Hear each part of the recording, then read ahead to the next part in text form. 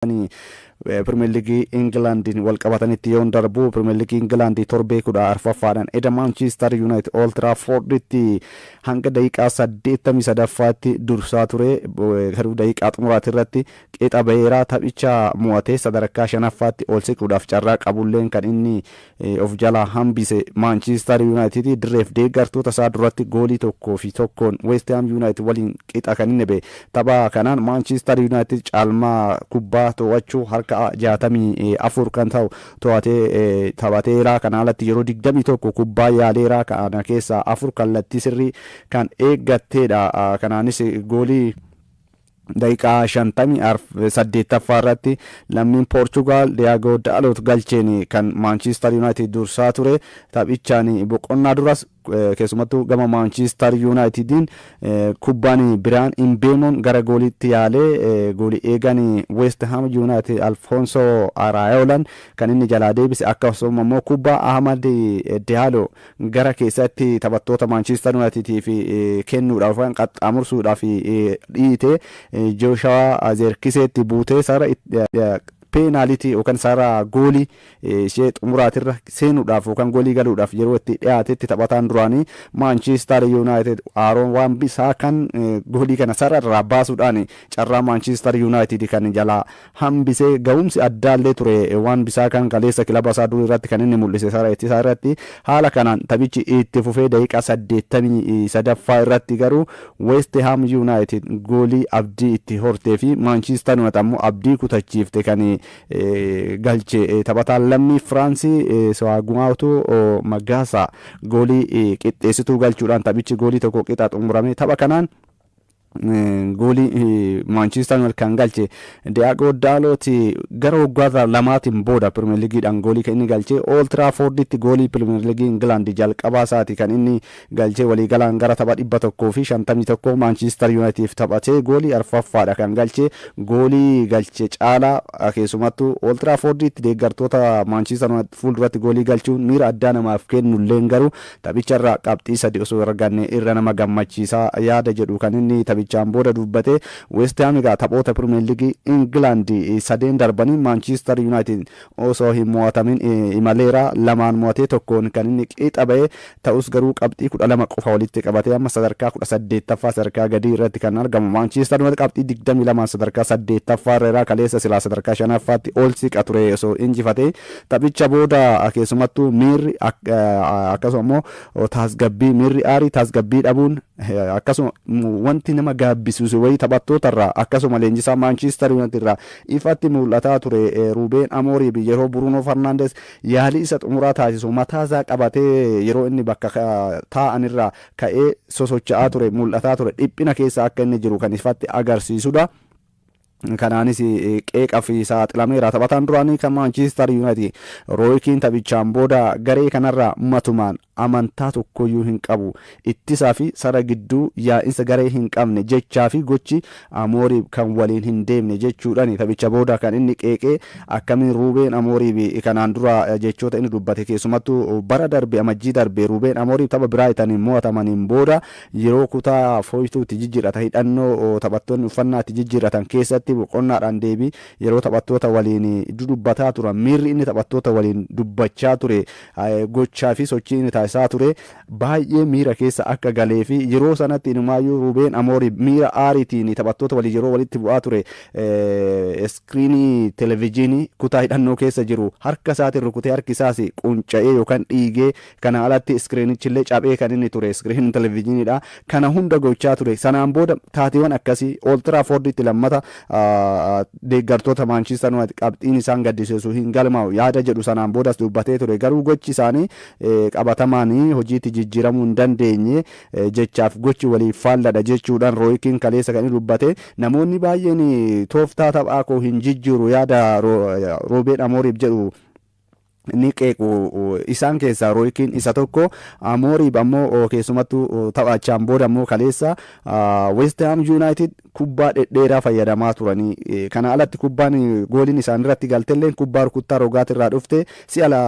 tokko taphattoonni Manchester akka duubatti deebisanii lammaffaa irratti taphataan West Ham United argatee goolii kanan galche isaan qaaman nurra dhedheeroo ta'uun kubbaawwan kanneen akka hin fayyadamneef nu taasiseera kana alatti rukuttaa rogaa yoo arganne taphattoonni Manchester United rogarraa kubbaa seet biisiidhaan isa jedhamu san galchuudha fi hojjaadhaan nurra caaluu isaanii taphattoonni kunneen akka goolii san hin galchine nu taasiseera yaada jedhuudha kan inni dubbate ta'us garuu Manchester United waan hundumaan bara dorgommii kanas kan bara darbee xinnoosi abdii qabaatus carraan taphatti fayyadamuudhaaf qaban ammas gadi bu'aa akka ta'edha kana alatti rakkoo guddaa Ruben Amooriif jedhamuudhaan kan qeeqafisaa saaxile keessaa taphattoota akkaadaamii Manchester United irratti carraan of duubayyuu deebi'ee isaan laaluudhaaf Ruben Amooriif qabu miirri inni qabu fedhiin inni qabu matumaanuu hin jiru kun taphattoota Manchester United akkaadaamii irraa ol ba'anii fi abdii nama kutachiisa jechuudhaan qeeqamaa jira kanaaf akka fakkeenyaatti Kobii Maanoo kaleessa teessoo jijjiiratirra kan inni taasise kana alatti taphattoota akkaadaamii keessaa ol guddatan as dhiyoo guddatan teessoo jijjiiratirra lama teessisee ture Amooriif garuu taphattoota kanneen carraa kennee fi yaalchisaa hin turre Amooriif buunkuma taphattoota akkaadaamii Manchester United of duubayyuu deebi'ee isaan ilaaluu hin barbaadu jechuudhaan qeeqamaadha kan inni ture Premier League England torbee 15ffaan boru kan inni itti fufee taphatamu boru guyyaa sa'aatii 9:30 eegaluudhaan Arsenal Aston Villa waliin kan inni taphatu morkiin kun qormaata jabaa dursaa liigichaa Arsenal ta'a jedhameeti kan inni eegamu taphicha tariiti taphoota liigichaa bara dorgommii kanaan Arsenal erga Liverpoolin mo'atameeti liigichaan tapha tokkollee mo'ame tapha tokkicha san qofa kan inni mo'ame 10 injifatee 3 qixa ba'eera Arsenal qabxii 33 Premier League England dursaadha jira qabxii 5 Manchester City caalee torbee 14ffaadhaan goolii 2 fi 0dhaan Brentford injifachuun ni yaadatama Aston Villa gareen Unai Emery'dha ammoo goolii 4 fi 3 Brighton injifatee amma sadarkaa sadaffaa irratti argama qabxii 6 qofaan kan inni Arsenalin caalamu tariitii dhiibbaa uumanii haala amma imalaatiin kan injifata yoo ta'e garaagarummaa Arsenal waliin qaban kanallee gara qabxii 3tti dhiphisuudhaaf carraadha kan isaan qabanii Unai Emery'n kanaan dura Arsenal leenjisanii yeroo osoo argatiin garicha keessaa ari'amuun isaanii ni yaadatama tariitii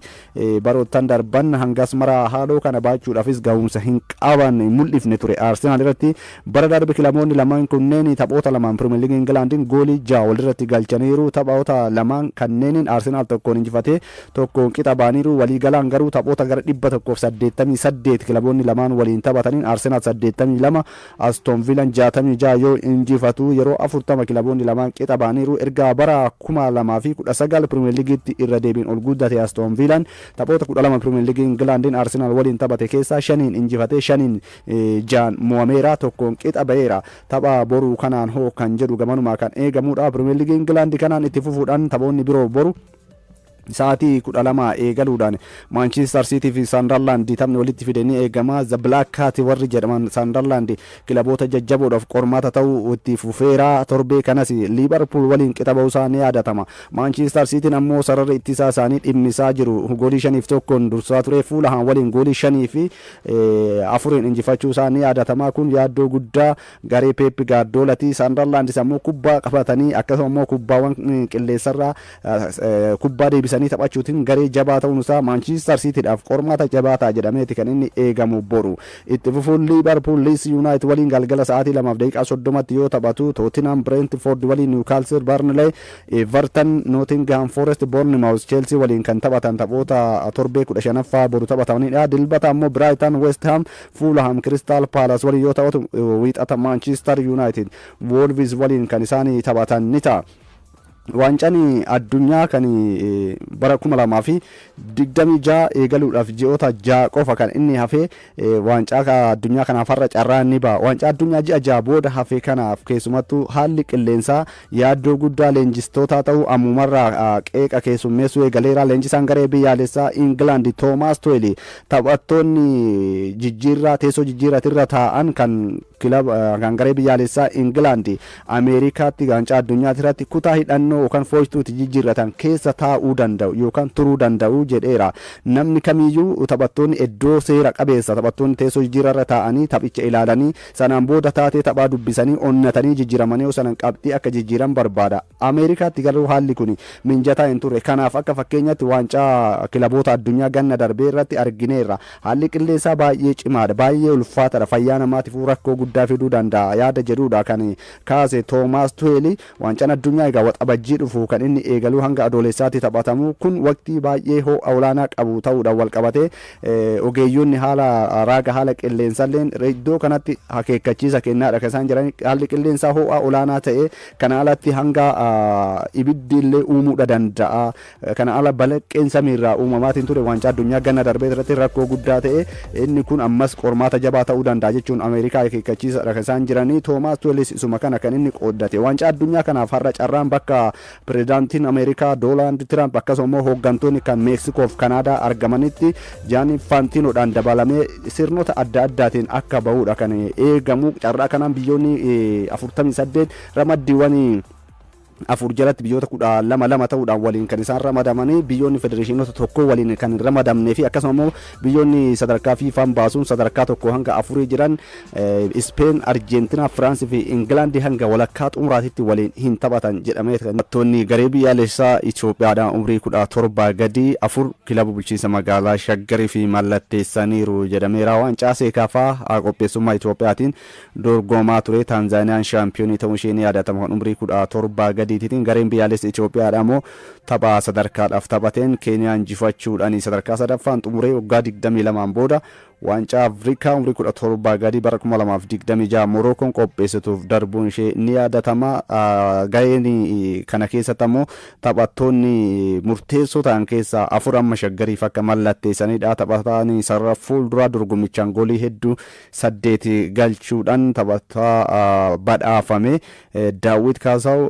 taphataan kun taphataa murteessaadha. Shaggariif mallatteesseera. Taphataa dargaggeessa gara fuulduraatti numaayyuu taphattoota abdii ta'an garee biyyaalessaa isaatiif warra jedhaman keessaa taphataan saara gidduu Biiniyaam Abrahaa akkasumas taphataan saara ittisaa Zalaalam Mangistuu fi goolii eeganii garichaa kan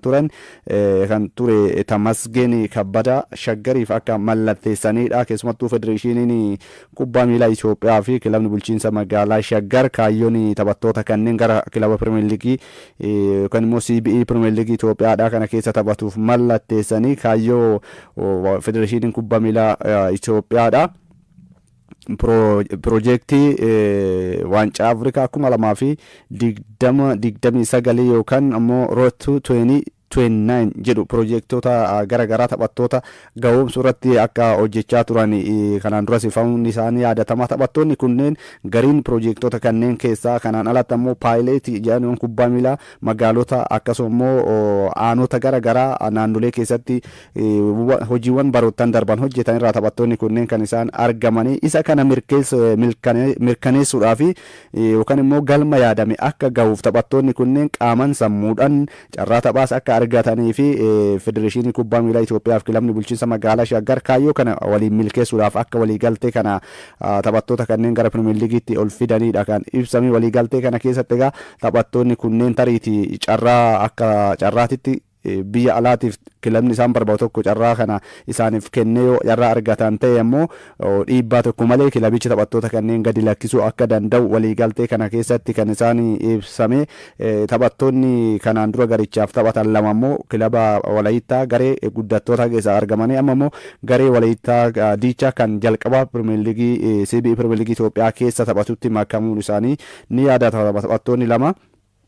odeeffannoo keenya biraatiin Pirimeer Liigii Oromiyaa torbee lammaffaa argannaa. Kaleessa taphoonni 4 taphatamanii har'as taphoonni 3 taphatamuudhaan Pirimeer Liigiin Oromiyaa torbee lammaffaan kan inni xumuramu. Kaleessa Diksiis Jajuu waliin taphatee Diksiis goolii 1-0dhaan injifateera. Bulchiinsi magaalaa Sirxii 2-0dhaan Giddaa Ayyaana akkasumas Galaanis 2-0dhaan Gullisoo yoo injifatu Ajjeen 1-0dhaan Jimma Abbaa Bunaa injifateera. Har'a itti fufuudhaan Muka Xurreen Walisoo waliin Saambituun ammoo Diimtuu waliin kutaan magaalaa Sabbataa Gimbii waliin ni taphata. Pirimeer Liigii Itoophiyaa taphoota torbee kurnaffaa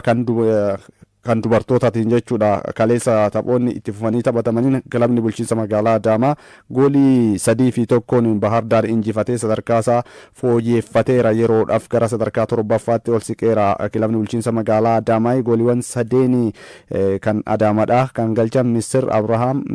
goolii 2 taphaaf peenaaliitiidhaan galchiteerti. Natsaannat Maannaa goolii 3ffaa galchiteerti Adaamaadhaafi. Adaamaan amma qabxiisaa 13 gaatee sadarkaa gara 7ffaatti ol siqeera hanga kilaboonni isaa gadi jiran taphatanitti. Machaal ammoo goolii 3-0dhaan kutaa magaalaa Lidataa injifateera. Dirshaayii Maanzaa, Tigist Warquu fi Atsagannati Buzunaati gooliiwwan injifannoodha kan Machaal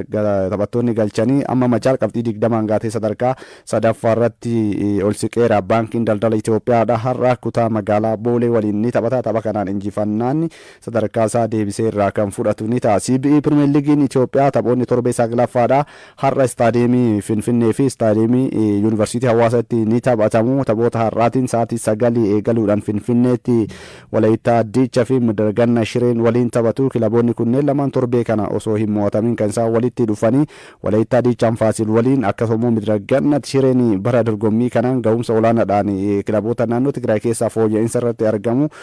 Haalli inni ittiin Hawaasa injifatee tapha kanaaf ga'e ammoo keessumattuu kilabichi morkattoota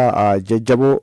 bara dorgommii kana ta'an keessaa yookaan ammoo gara yaaddoo gadiitti bu'uu hin qabne keessaa tokko ta'uu kan ittiin mirkaneessedha. Tapha kanaan Masaayii Tafarii leenjisaan garee biyyaalessaa Itoophiyaadhaa kan turan amma Walaayittaa Diichaa irra deebiidhaan jiru lammaffaa fi leenjisaa kan ta'an injifannoo jalqabaa isaanii galmeessuudhaaf har'a Midiragannaatti keessumattuu tooftaa taphaa isaanii rakkisaa ta'e waliin kan isaanii taphatanii taphattoonni goolii galchan kan akka Daani'eel Dargee akkasumas Abeel Maamush garee kana keessatti qindoominni isaa sara fuulduraa Midiraganna Shiree keessatti mul'isan ammoo Walaayittaa Diichaadhaaf har'a qormaata jedhamee eegama. Har'uma sa'aatii 10 eegaluudhaan shaampiyooniin liigichaa Madiin Itoophiyaa fi Itoo Elektiriikii waliin taphatu Yuunivarsiitii Hawaasatti jechuudha. Boru itti fufuudhaan Baankiin Daldala Itoophiyaadha Yuunivarsiitii Walwal Waddagiraat waliin Finfinneetti kan isaan taphatan. Dirree Dhaawaan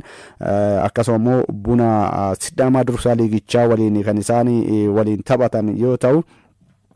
Sanbata ammoo istaadiyeemii dhuma Finfinneetti Hawaasaan Machaal waliin Maqalee Sabaandartaan Faasil waliin taphatu. Istaadiyeemii Yuunivarsiitii Hawaasaatti boru kilaba bulchiinsa magaalaa Adaamaatiif Qiddis Goorgis morkii walitti fide ni eegama. Morkii kanaan Adaamaan qixa bahuudhaan Qiddis Goorgis ammoo injifannoodhaan kan isaan walitti dhufanii morkiin Shaggarii fi Bahar Daar akkasuma Hadiyaa Hosaanaa fi Nageellee Arsii Arbaa Mincii akkasuma ammoo Buna Itoophiyaadhaa waliin torbee 9ffaa CBE Premier League Itoophiyaatiin taphoota taphatamanidha.